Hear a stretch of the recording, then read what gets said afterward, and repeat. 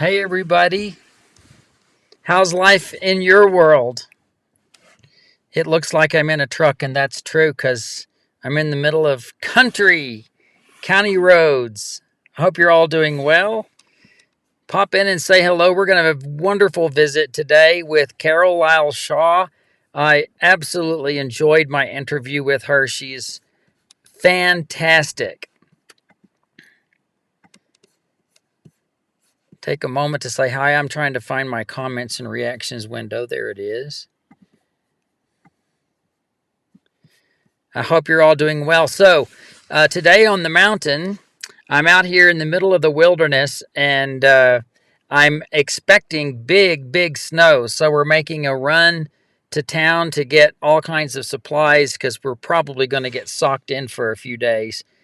Anybody watch the Super Bowl yesterday? That was kind of a really, really good game. I have to admit, I like it whenever games are close and exciting and that nobody's just running away with the score.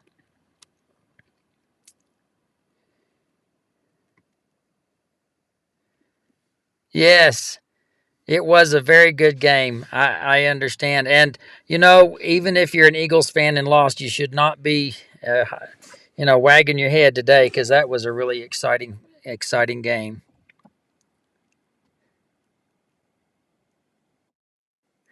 Very good, David. Well, it looks like the streaming stopped. That was a little awkward.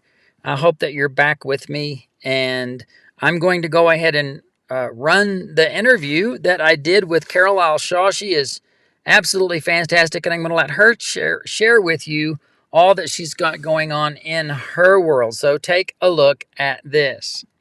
Hey, everybody, I'm very excited about our guest today. It's Carole Lyles Shaw. She's got some great things that she's going to share with us that are going to inspire you. I know that you're going to really enjoy what she has to share. So, Carole, welcome to the show. Thank you so much, Ricky, and hello, everyone. Yeah. So, Carole, tell us a little bit about yourself, about your work for those that don't know you. Okay, I'm happy to do that. I'm originally from Baltimore, Maryland, and that is where I learned to quilt with the wonderful quilters of the African American Quilters of Baltimore. And they're a guild, they're still active, and every year they do a show. So check them out. I was a bit self taught before then, but they took me under their loving arms and taught me all the fundamentals of making quilts. They are expert quilters. That's So wonderful. I learned.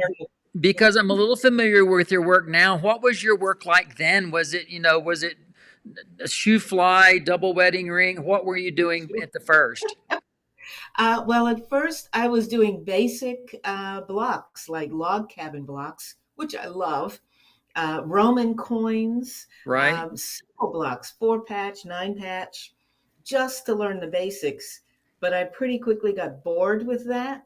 And I was starting to experiment in the art quilt world, as I discovered. right, But along the way, I really didn't have good skills. And it wasn't till I joined that guild that I learned really how to sew.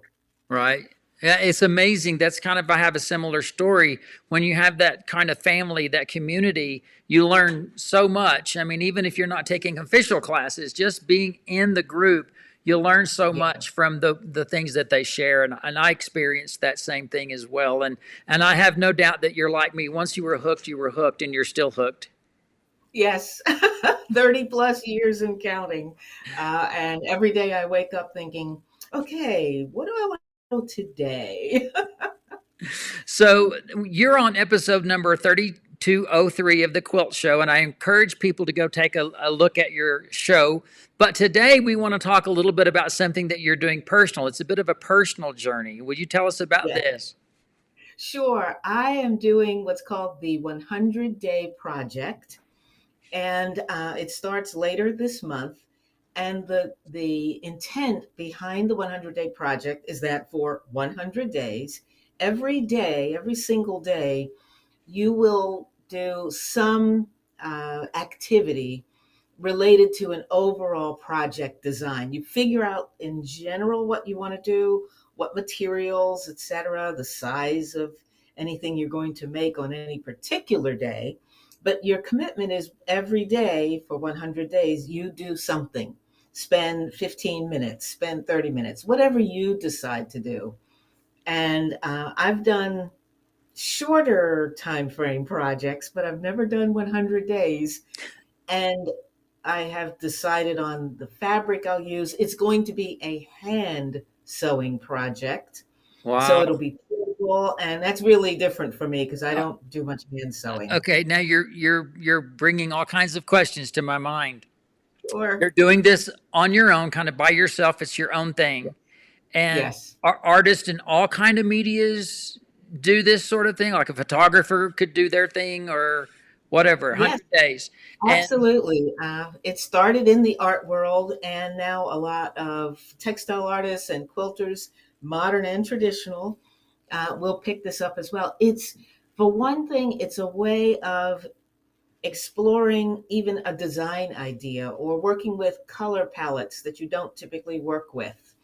And you can decide whatever you want it to be and explore it. so in your case, are you already in your mind thinking that it's an arching overall project, or is it a series of little things that are separate? Where's your vision for your 100 days?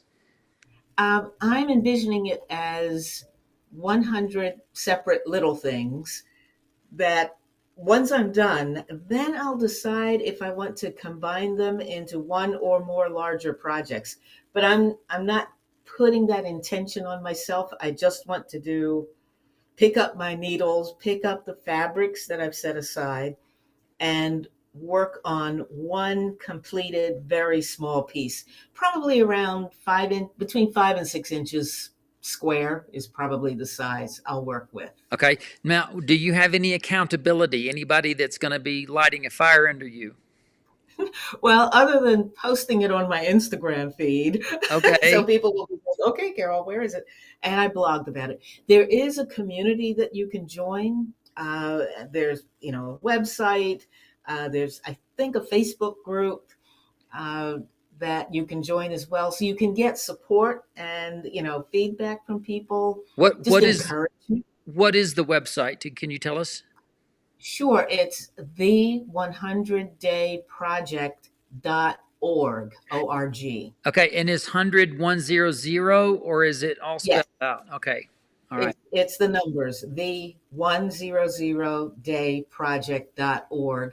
And it's also on Instagram, and there it's do the 100-day project. Okay.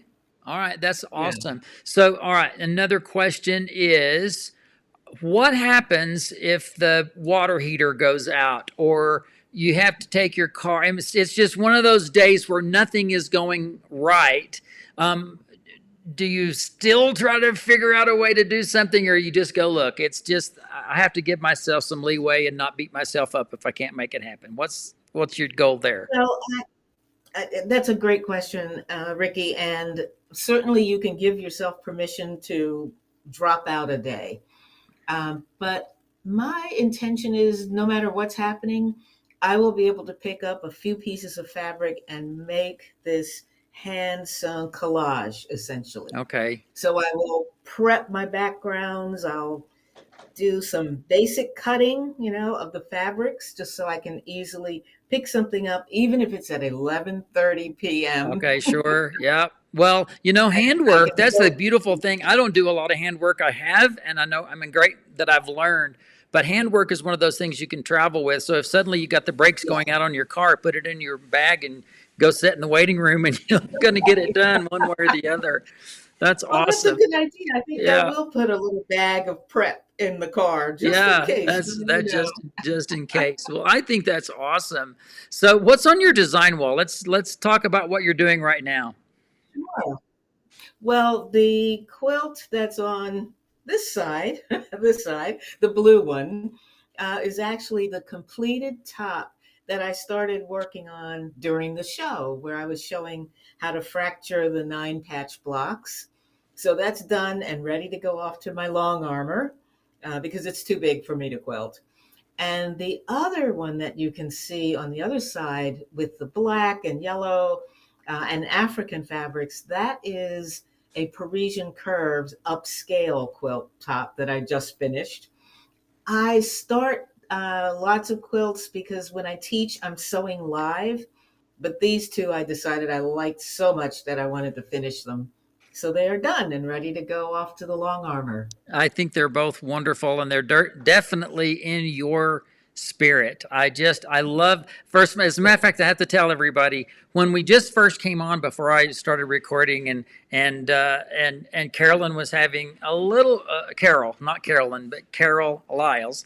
Carol was got her camera on, and this smile appeared, and it just made my day. You have the most amazing, wonderful smile, and I know that your spirit and your attitude is just jovial and wonderful. And I wish I could just come through the screen and give you a hug right now. Yes, me too. I feel the same way. And it's so nice to connect with you, real live person.